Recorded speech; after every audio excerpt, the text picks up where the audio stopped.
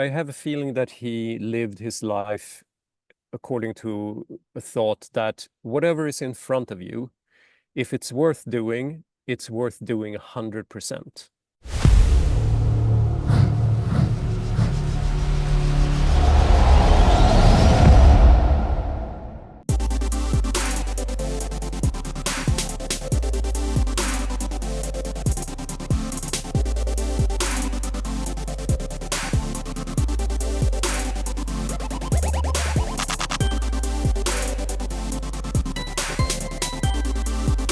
What's going on, everybody? It's Ted again here with the Countdown City Geeks, and I got another special interview for you guys. Director of the upcoming suspenseful thriller, The Last Breath, is Joachim Heden. How you doing, sir? I'm doing good. I'm doing good. This is such a terrific and, like I mentioned earlier, suspenseful film. Tell us how you got involved with the project, The Last Breath. Uh, you know, I had previously made another underwater film called Breaking Surface a couple of years ago, and the producers, I guess, had seen that and came to me with this one. And this was actually the first film, or is the first film that I've done that I didn't both direct and write. So this was a case where the producers came to me with a finished script, and they told me that, all right, this is a shark movie with 5 characters locked in the wreck of a World War II ship, and there's a shark inside. And immediately, that premise, that sort of whole setup, immediately, you know, gave me images in my head. Shark out in the open ocean, scary enough. But if you stick the shark inside the World War II wreck with 5 characters and they're all trapped in this maze, they got me. So just that setting and that premise was really enough. And then when I sort of got into it, I found the script to be quite clever in how it was constructed. It certainly stays, let's say, shark movies, it's become a bit of a very sort of defined subgenre. Sure. And I guess the whole idea here was to not try and reinvent the subgenre, but to stay within sort of what the subgenre sort of loosely is and has been defined as. But then within that framework, still find a few new things, something that we haven't seen before. And one of them is obviously this idea of the shark being trapped in this maze that is the Charlotte together with these 5 characters. And then very early on, there was this opportunity, and not to get it too much into spoilers, I Sure, think we can sure. avoid it, but Yep.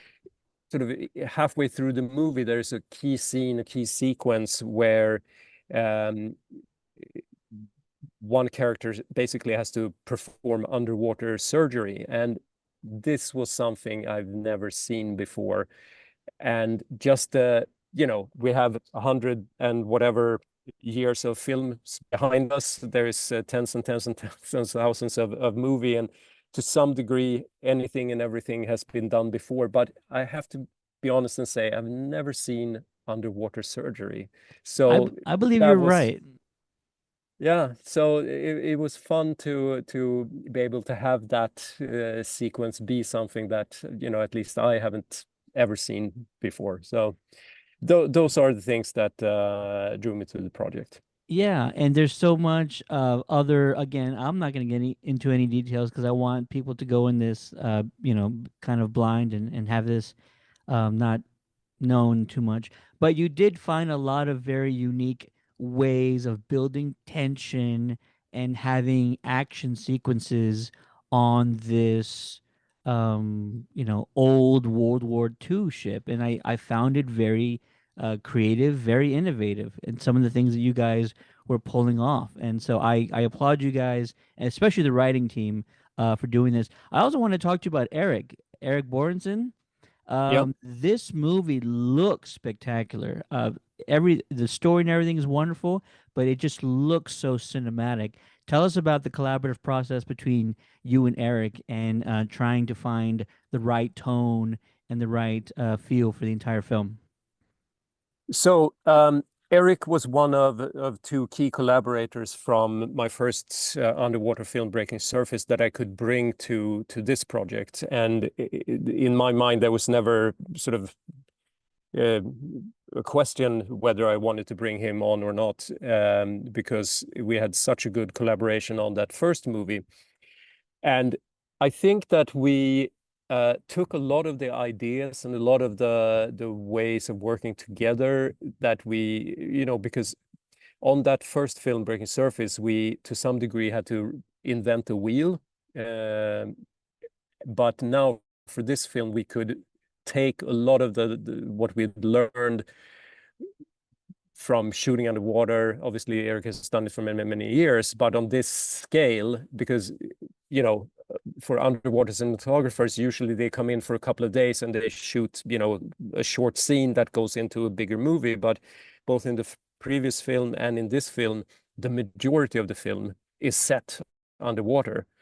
So we could basically take a lot of the lessons that we'd learned on the first movie and bring it to this one. But I still think that we upped the game quite a bit in two areas. We were shooting in this set build that we kept really, really dark and wanted to have this really contrasty look with all the torches and the face lights. Hmm. And then I think we challenge ourselves quite a bit also in how kinetic the camera can be, and how it moves. And I think we were quite sort of always looked for, obviously for the camera angles and the shots that would tell the story, but also to sort of just highlight the set, the actors, and the motion inside. So for me, Eric was one of the keys to any success that we'll have with this movie. Um, but yeah, it's a wonderful collaboration. Talk to us about your cast. You mentioned in your press notes that no one had really extensive scuba training or dive training, and so you kind of put them through a rigorous training. From what I heard speaking with Jack and Kim earlier, but also they were challenged while filming this. Oh yeah. Underwater for hours at a time. Jack and Kim, I had also had a conversation about their scenes. No spoilers. Their scenes without a scuba tank, and some of the challenges that they kind of face while doing that. Also, filming at some pretty deep, at some depths that can also prove its own challenges. Talk to us a little about your cast and how great they were and how they stepped up to the plate making this film. Yeah, I couldn't be happier with all five of this. Well, I should say six, because and obviously there is also the Julian Sands of it all. Right. Maybe we'll talk separately about that. But if we for now focus on the group of five that goes on this dive, uh, I think as an ensemble they worked really, really, really well. And I think whatever sort of what we did was that we sent them as a group for dive training, and the trust and the bonds and the true friendships that were formed during their dive training as a group translated into the movie, because basically they were training as they would later perform in the film. So this was a really uh, smart move by the producers to allow this to happen, because on the previous film, Breaking Surface, the actors had done most of their dive training separate Oh wow. from each other. In some sense, for that movie, that might have made a little bit more sense, because in that movie they are a little bit more separated. But in this case, the key to having a good shoot was the fact that we allowed them to form this trust and this friendship that then later carried into their performances. Then about sort of them challenging themselves, acting underwater. I know that I told, like, basically in the casting process, I started each casting meeting basically by giving them a 20-minute speech on how difficult and hard this would be, and here are all the reasons why you shouldn't do this movie. All right, now I've told you this. Do you still want to do it? And of course, they all said yes. Wow. But at the end of it all, it was a hard shoot for them for sure. And one of the things I told them in the casting process is that you're going to be doing almost all of your own diving, will work very little with stunt doubles. And I said most of your work, but at the back of my mind, I knew that it's going to be almost all of it. And I think in the final film, there's only 3 shots that actually involves stunt doubles. And the reason for this is that, and this is something I discovered on the previous underwater film, Breaking Surface, is that so much of an actor's performance is lives in the body language. So you can't just take a stunt double and throw in instead, and expect that to work just because it's, convenient or makes your schedule easier, because you can see, you can feel that that's not the actual character. Right. So going into this movie, I knew that we would be using almost exclusively the actors themselves and not rely on stunt doubles. So again, 99% of all the underwater stuff you see is the actors themselves. And you brought him up earlier. Tell us about how perfect Julian Sands was as Levi in this film. Yes, I'm smiling now, but there's also sadness because we lost him. But if we leave our sorrows behind, it was wonderful to work with Julian. And I think what Julian did with this character, Levi, is that I think he found a couple of connection points within himself. One is that this is one of the few times, if possibly the only time, when he's actually acting in his native Yorkshire dialect. Mm. He put a little bit of a twist on it because this character has lived abroad for many, many years and, should have changed a little bit. But by and large, he's performing in his native Yorkshire dialect, because he came to me in prep and said, "Hey, Joachim, I'd really like to play this guy as if he was from Yorkshire," and we all went along with this. So this was one thing, and then just on, Levi, the character of Levi, he's this sort of grizzled, weathered man of the seas, and Julian in his real life was a grizzled, hardened man of the mountains. And I think he just found that connection, these two sort of things from his personal life, and put into the character and the performance. And I think he does a tremendous job. And obviously, this film is not what's gonna sort of be defining Julian's career. There's so much work that he's done before he came to our film. But one thing that I did take away, and something I think is a bit of a life lesson from him, is that even though, you could say that, yeah, we're doing this fun little shark movie, but he wasn't precious about anything. I have a feeling that he lived his life according to a thought that whatever is in front of you, if it's worth doing, it's worth doing 100%.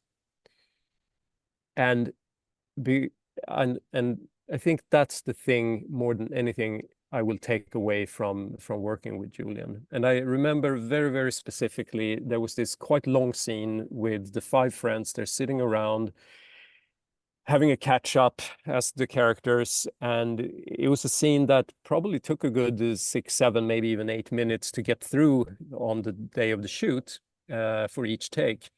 And Julian had just a very short walk on. He would say one line and then he would walk off, and that was all that he was present in that scene. And it would have been a perfectly normal request from any actor to come to me and say, "Hey, my little walk on, can we maybe knock that out, first, and then he or she would be off for the day." Sure. Julian didn't want that. He was there hour after hour after hour, take after take after take. He would just stand in the background, wait a couple of minutes for his cue. He would do his little walk on, say his one line, walk back, stay in the background, just wait, wait, wait until we were ready to go again, and he would be ready to go again. And Wow. because he viewed this whole experience as him being a part of this ensemble together with the five young actors who are all sort of in the beginnings of their careers. And he wasn't bigger or better or more than any of those guys. He just wanted to be a part of the ensemble. And even though for most of those takes, when he would just wait, wait, wait and do his little walk on, he wasn't even on camera, but he would just do it hour after hour after hour because for him, this was the job. And this was, like I said, it was worth doing. And then he wanted to do it 100%. I So he love was hearing. very, very generous this way. I love hearing that. That's actually wonderful. It's actually a perfect way to sort of end this interview here. Thank you so much for taking the time to speak with me. The Last Breath is out July 26th in select theaters and video on demand. Go watch it. Go check it out. Not only because it's a wonderful film, but because the cast themselves worked so hard and had to work through so many challenges to make this film. I also heard from Jack and Kim that a lot of their underwater communication systems weren't functioning properly. So trying to get through scenes of dialogue without being able to hear one another proved to be nearly impossible. But they managed to get through it. So bravo to them and bravo to you and everybody else involved with this picture. The Last Breath, July 26th. Go check it out. Thank you again. Appreciate it. Thank you so much. Cheers.